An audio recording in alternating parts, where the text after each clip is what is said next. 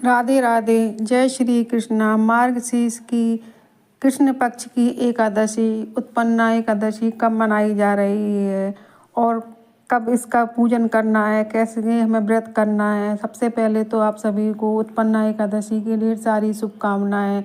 मार्गशीर्ष में पड़ने वाली उत्पन्ना एकादशी सबसे बड़ी एकादशी मानी गई है। कुछ एकादशियों में यह एकादशी भी सबसे बड़ी एकादशी मानी गई है, क्योंकि उत्पन्ना एकादशी की शुरुआत एकादशी मार्गशीर्ष के महीने में पड़ती है। अगर हम उत्पन्ना एकादशी का व्रत करते हैं तो हमें कार्तिक के महीने से भी ज़्यादा अनंत फल मिलता है। तो उत्पन्ना एकादशी का हम व्रत करते हैं।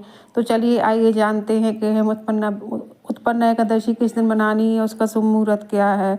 मार्गशीर्ष में पड़ने वाली उत्पन्ना एकादशी, जिसे उत्पन्न एकादशी के नाम से भी जानते हैं, भगवान विष्णु से उत्पन्न हुई है तो इन्हें उत्पन्ना एकादशी कहते हैं। और यह वर्ष में कुछ एकादशी इतनी विशेष मानी गई है, जैसे उत्पन्ना एकादशी भी उनमें से एक। उत्पन्ना एकादशी अभी हमने देवउठनी एकादशी मनाई है और मार्गशीर्ष में ये उत्पन्ना एकादशी पड़ती है। तो चलिए जानते हैं हमें कब इसका व्रत करना है, कब पूजन करना है। तो मार्गशीर्ष में पड़ने वाली उत्पन्ना एकादशी की शुरुआत हो रही है 15 नवंबर की अर्धरात्रि में होगी। 12:49 पर शुरू होगी और उत्पन्ना एकादशी का समापन है 16 नवंबर की मध्य रात्रि में 2:37 पर समापन हो जाएगा। तो उदय तिथि के अनुसार यह व्रत हमें 15 नवंबर को करना है। उत्पन्ना एकादशी एक बहुत ही बड़ी एकादशी, विशेष एकादशी। उत्पन्ना एकादशी का व्रत करने से हमारे जीवन के पाप नष्ट हो जाते हैं और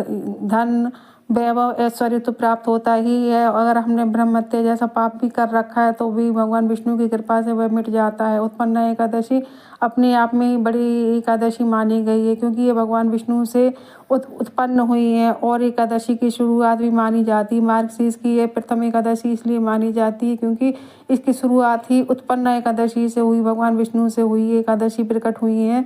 तो यह उत्पन्ना एकादशी के नाम से जानी जाती है। तो उत्पन्ना एकादशी एक व्रत हमें अवश्य करना चाहिए। जो मनुष्य एकादशी का व्रत करता है, उत्पन्ना एकादशी का व्रत करता है, तो उसके जीवन से सभी कष्ट मिट जाते हैं और अंत में मोक्ष की प्राप्ति होती है। तो हमें जरूर ये व्रत करना चाहिए। जो मनुष्य व्रत करता है तो उसके जीवन में भगवान विष्णु की तो कृपा रहती है और हमारे जीवन के सभी दुख मिट जाते हैं। भगवान विष्णु की कृपा से हम अंत में मोक्ष को प्राप्त करते हैं। तो चलिए आइए जानते हैं हमें किस प्रकार व्रत करना है। यह व्रत उत्पन्ना एकादशी का व्रत हिंदू धर्म में सबसे बड़ा व्रत बताया गया है। तो और इसकी शुरुआत दसवीं तिथि से हो जाती है और इसका हमें नियम पालन दसवीं तिथि से करना होता है। 3 दिवसीय व्रत होता है। तो दसवीं तिथि को आप तामसिक भोजन लेकर शुद्ध शाकाहारी भोजन लें और एकादशी को फलाहार करके और जागरण करके भजन कीर्तन करके एकादशी का व्रत करना चाहिए और द्वादशी तिथि पर इसका पालन करना चाहिए। तो हमें दसवीं युक्त तिथि का हमें व्रत नहीं करना चाहिए। हमें एकादशी और द्वादशी मिल रही उसी में करना चाहिए, क्योंकि दसवीं युक्त एकादशी का व्रत शास्त्रों में वर्जित बताया गया है। तो चलिए किस प्रकार पूजन करना है। जो मनुष्य एकादशी का व्रत करता है उसे सुबह ब्रह्म मुहूर्त में उठ जाना चाहिए। स्नान करके निवृत्त होकर शुद्ध साफ सुथरे वस्त्र पहनना चाहिए। शुद्ध मन से पूजन अर्चन करना चाहिए और अपने मंदिर में आसन लगाकर पूजन करना चाहिए। भगवान से सबसे पहले विष्णु भगवान से संकल्प लेना चाहिए कि मैं एकादशी का व्रत कर रहा हूँ या कर रही हूँ।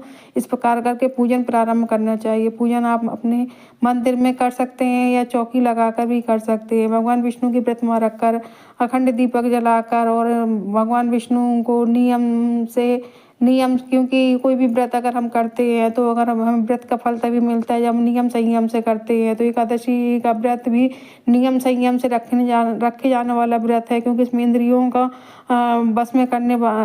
को वश में करना ही एकादशी का व्रत कहलाता है। तो हमें बड़े नियम से संयम से व्रत करना चाहिए, तभी हमें पूजा का पूरा फल मिलता है। एकादशी का हम व्रत करते हैं तो अपने मंदिर में आसन लगाकर बैठ जाएं, एक चौकी लगा ले, चौकी पर वस्त्र बिछाकर भगवान विष्णु की प्रतिमा रख में उन्हें गंगा जल से स्नान कराएं। इसके बाद अखंड दीपक जलाकर पूजा प्रारंभ करें। पूजा पुष्प है, पान है, मिठाई है, अष्टदल कमल बनाकर भी आप पूजा कर सकते हैं, क्योंकि माता लक्ष्मी की पूजा की जाती है। आप कलश की स्थापना करें, इस प्रकार कर सकते हैं, क्योंकि ये बहुत बड़ी एकादशी है, उत्पन्ना एकादशी है।